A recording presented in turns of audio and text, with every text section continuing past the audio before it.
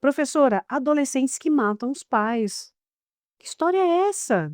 Uma tragédia, né, Daisy. A gente foi aí acometido nos últimos tempos, né, por essa tragédia, não tem outro nome pra gente dizer, né, pra gente falar. Essa perda, né, de referência, o parricídio é isso, né, é essa perda de referência da parentalidade, do valor paterno, materno nas relações. E como que a psicologia ela vê isso, né? Ela vê pelo aspecto também do sofrimento que pode estar acontecendo e acometendo esses adolescentes, podem ter cometido esse crime, então não necessariamente uma coisa perversa, uma coisa de uma falha, né, no caráter, mas assim, o que está por trás de tudo que está envolvendo até chegar nesse ato. Então a psicologia ela vai tentar entender quais são os caminhos que podem ter levado, que podem ter conduzido esses adolescentes a cometerem esse tipo de crime, né, esse tipo de situação. Então, como que vai ser isso? Observando sinais, observando comportamentos, observando o histórico, então é algo que leva tempo, né, a gente sabe que de imediato, né, a sociedade ela quer colocar essa questão, né, então todo adolescente que mata é um psicopata, né, mas aí a gente vai vendo que não é bem assim, né, que tem outros fatores ali que podem estar envolvidos no processo e que a gente precisa entender, então, a diferença entre eles. Enquanto psicanalista, qual é o teu olhar para essa dinâmica, tanto da família como do adolescente? Então, é uma dinâmica onde está envolvido uma série de sentimentos, né. A gente vai chamar dentro da psicanálise, vai falar impulsão de morte, que é esse comportamento destrutivo, esse desejo de destruir o outro, né. A gente sabe que desde os estudos, né, freudianos, ele vai falar, né, no complexo de Édipo, por exemplo, que o filho ele tem uma necessidade de destruição consciente mesmo dessa figura paterno materna, desde que está pequenininho ali, bebezinho, porque gera ali uma situação de competição, de competitividade nessa relação. Esses sentimentos, eles ficam recalcados quando a gente tem o desenvolvimento de um processo normal de desenvolvimento. Como que a gente recalca? Olhando através de uma identificação para esse pai no futuro ou essa mãe no futuro, conseguindo, ter, né, relações ali de afeto, né, buscando outras formas de conversar, de dialogar com esse pai, esses sentimentos vão ficando cada vez mais inconscientes, a gente não destrói o pai e a mãe, né, quando a gente está dentro de um equilíbrio normal. Quando a gente está num nível, de desequilíbrio desse processo psíquico, essas emoções destrutivas, né, provocadas aí também por esse sentimento, essa pulsão de morte destrutiva, elas vão com tudo para fora, sem controle, sem regulação, o que pode gerar muitas vezes uma agressividade exacerbada, a ponto, é claro, de você ter ali o cometimento, às vezes, de um crime, de uma situação de crime. Então é um desequilíbrio, a psicanálise ela entende como uma falha nesse processo psíquico. A percepção de Freud é que essa questão ali do recalque, essa questão de superego, de id, de ego, desenvolvimento. Espera aí, professora, vamos fazer uma lenda aí, o pessoal que está acompanhando o nosso canal. Aí tem uma disfunção aí, a pessoa pode chegar a matar outra pessoa na Sim, vida adulta, ou na sim, adolescência, por exemplo, que é muito imediatista. sim, porque o que que a gente precisa, né, para ter um desenvolvimento saudável? Vamos pensar em termos não só usando as palavras técnicas, né, os jargões técnicos da psicanálise, tem vários, mas indo para o termo, assim, para popularizar mesmo, para as pessoas entenderem o que que a gente está falando aqui. Toda pessoa em processo de formação, ela precisa vivenciar o limite. O que que é o limite para a psicanálise? É o processo de castração, que é aquilo que eu vou dizer, até onde eu posso ir e aonde eu não posso ir. Quais são os meus limites numa relação? Quando a gente não faz esse processo de oferecer limites, de oferecer contorno, de oferecer continência, de oferecer ali para aquele adolescente ou para aquela criança informação, essa relação dele perceber até onde ele pode ir, até onde ele não pode ir, essas emoções, né, que a gente tem, que são naturais de todo mundo ter, raiva, né, a gente fala: "Ai, o ódio me habita", habita, né, todas as emoções te habitam. Então esses sentimentos, essas emoções, elas vão ficando desreguladas. E aí quando você não tem limite para lidar com essas emoções que estão desreguladas, você pode sim né, se tornar uma pessoa que vai cometer um ato, considerado um ato irracional, um ato não planejado, um ato não pensado. Por quê? Porque você está com as emoções desreguladas. Então, em algum momento, a psicanálise vai dizer que se você não castra, se você não põe limite, se você não diz até onde o sujeito pode ir, né, que tem a ver com as regras, que tem a ver com as condutas, né, o nosso superego, né, a questão moral, né, que vai sendo colocada ali, o id, que é o princípio do prazer e do desejo, então as emoções da flor da pele, vão assumir a linha de frente. Quando assume essa linha de frente, a pessoa pode sim cometer atitudes ali não pensadas, né, que vão levar à destruição de uma outra pessoa.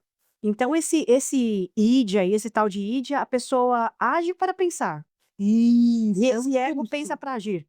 É, e o impulso, né. E quem controla tudo isso, né, as nossas questões relacionadas ao que vai ser chamado de superego, né, que é as questões de moral mesmo que vão sendo colocados ali, os valores, né, a mediação, né, vai sendo feita ali por essa conduta, né. Então você precisa ter ali um mediador. Quem são os mediadores? As pessoas que estão na formação desse sujeito, os pais, em primeira medida, os educadores, os cuidadores, de forma geral, que vão dando ali os limites, né, nem tudo eu posso, nem tudo me convém. Tá, então, pode aí a senhora me corrige, que a senhora é professora da Não, área, então, pode-se dizer que o superego, ele suprime o id e o ego, ele é um supressor, ele vai falar assim: "Olha, espera aí, isso daí tem que ter um limite, tem que ter uma regulação", é isso? é isso mesmo, perfeito, é isso Tá. mesmo. Então esse adolescente que matou os pais pode ter uma falha nesse processo? Existe essa possibilidade? Pode ter tido uma falha nesse processo, existe essa possibilidade. E o que que a gente precisa observar, né, porque quando a criança ela vai crescendo, a gente vai vendo ali como que ela vai lidando com os limites que estão sendo colocados, né. Uma coisa que chamou muita atenção, né, que eu fiquei muito reflexiva na questão desse último caso, é que comentaram de um post, né, no Instagram da família, e aí uma fala do pai, né, na ocasião falando assim: "Ai, meu filho, meu companheiro, sempre tirando boas notas", né. E aí me chamou a atenção por quê? Porque muitas vezes, né, eu sou mãe também, a gente pensa, né, e partilha as mesmas coisas, a gente fica muito focado às vezes no cognitivo, sabe, deles, a gente fica muito voltado para as questões da aprendizagem, uma preocupação com o processo de aprendizagem dos filhos, e esquece de olhar para os aspectos emocionais e afetivos. E aí a gente não dá conta de olhar, não está olhando para isso, não está vendo isso e está focando só numa característica. Ah, ele tira boas notas, mas ele é isolado socialmente. Ele se tranca no quarto, ele fica em conversas lá que eu não sei do que estão rolando ali dentro. Então, muito muito disso dá para ser observado antes de acontecer. A negligência afetiva pode ser uma porta aberta Pode ser um para disparador. depois um disparador para essa fenda emocional que não foi suprida ali, Pode. agir de forma brutal. Exatamente, exatamente. Pode ser um disparador, pode ser um indício ali, sabe, um gatilhozinho para que aquilo aconteça. Então a gente não dá para culpabilizar as relações, né, não é dizer: "Ai, a culpa está no pai, a culpa está na mãe, a culpa é só do adolescente que cometeu". Eu acho que quando esse tipo de coisa acontece, a gente tem que se questionar até enquanto sociedade, né, o que que a gente está implicado nesse processo também, como profissionais da saúde mental, como educadores, como pessoas. Né, o que que a gente está implicado na relação que a gente está tendo com os nossos adolescentes, né. Então não é sobre a culpa, é sobre o desenvolvimento, É sobre o pensamento, as relações, né. sobre o processo. É, todo o processo que envolve ali tudo, né, sociedade, família, relações humanas, escola, Exatamente. E o quanto nós não saúde, tudo. conhecemos, né, os filhos muitas vezes, os adolescentes que estão convivendo com a gente na casa. Recentemente teve aquela série, não sei se você chegou a acompanhar, se o nosso público chegou a acompanhar, mas a gente teve aquela série Adolescência, né, e naquela série o adolescente comete, né, um crime ali contra uma outra coleguinha, né, contra uma colega de classe, de escola, porque ele se vê rejeitado pela colega e aí ele comete o crime. E o pai tem a revelação numa das cenas, né, o pai tem a revelação do crime na frente da polícia, sentado ao lado da polícia, assistindo a gravação de como que aconteceu o ato, né, como que aconteceu a situação do crime ali na frente da polícia. E aí a decepção, né, a frustração, a angústia que é colocada ali naquela cena, retrata exatamente isso, né. A sensação que eu tive quando eu estava assistindo, era uma sensação de esvaziamento, assim, sabe, o quanto que aquele pai estava se sentindo esvaziado naquele processo, ou tentando trazer pra gente, era uma ficção, né, mas tentando trazer pra gente essa sensação de esvaziamento, porque em que medida eu perdi a rédea ou eu perdi o conhecimento com meu filho? Aonde que eu não conheci sobre aquele filho que convive comigo todos os dias da minha vida?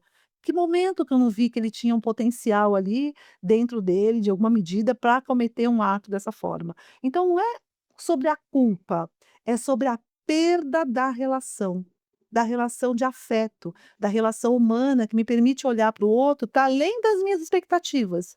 Porque eu tenho uma expectativa com relação ao meu filho, você tem uma expectativa com relação ao seu filho, mas para além de olhar para ele com essa expectativa, que está cheia do nosso desejo, do que pode ser, da potência que pode ser, quem ele é de verdade, né. E eu só vou saber isso se eu olhar com o olhar da verdade, não com o olhar do meu desejo apenas, né. Professora, então é necessário os pais se permitir conhecer o filho, Sim. acessar, validar, olhar esse processo. Eu até falei sobre isso, educação afetiva. Dar esse parâmetro dentro desse contexto de acolhimento. Então a senhora está falando algo muito sério, né, Sim. e importante. Quais são os sinais que o adolescente começa a ali dar indícios que algo está desregulado ali, emocionalmente? Tem uma questão relacionada muitas vezes ao isolamento social, né, esse isolamento, ficar muito tempo dentro do quarto trancado, você tem que observar o que está fazendo, né. Essa questão de muitas vezes ter comportamentos extremamente, exacerbados, agressivos, para além do que aquela situação exige, né. Então você tem uma situação X e o adolescente, ele tem uma explosão muito grande daquela emoção que não está condizente ali com o nível daquela emoção que estava sendo esperado. Você tem que ligar um sinalzinho de alerta, você tem que pensar: "Espera aí, mas o que é isso, né? Que desproporcionalidade é essa nesse comportamento?". Outro ponto que tem que ser observado, né, como que ele tem crítica? Quais são as falas que ele tem, né, na relação crítica com relação a tudo, com relação à natureza, com relação ao universo, com relação às outras pessoas, com relação aos amigos, com relação aos próprios pais. Pai de estimação, né? Animais de estimação, exatamente. Falas do tipo: "Ai, eu queria sumir, eu queria destruir tudo, eu te odeio, pra mim você não é nada, eu queria que você morresse". A gente pode achar que aquilo ali está dentro de um contexto, de uma discussão, mas a gente tem que ligar o sinal de alerta. Uhum. Esse tipo de situação não tem que ser normalizado, não tem que ser visto: "Ah, é a fase que ele está vivendo". Não, né, tem uma questão que tem a questão do adolescente se querer se impor, querer discutir muitas vezes com os Uhum. pais, eu sempre costumo falar que é a fase dos 14, né, 13, 14 anos é ali a medição cronológica de uma alteração muito grande no processo, né. Que os pais têm vontade de: "Meu Deus, vai embora, só volta quando você ficar bom de novo", né, tem uma um de pa rola um desejinho ali, mas a gente não pode, então a gente segura, a gente dá contorno, a gente dá orientação, a gente suporta, né, passar esse período. Mas é uma fase que fica muito gritante, que tem esses conflitos, mas você tem que medir a dimensão daquilo que está dentro da normalidade e aquilo que já extrapolou qualquer situação de normalidade.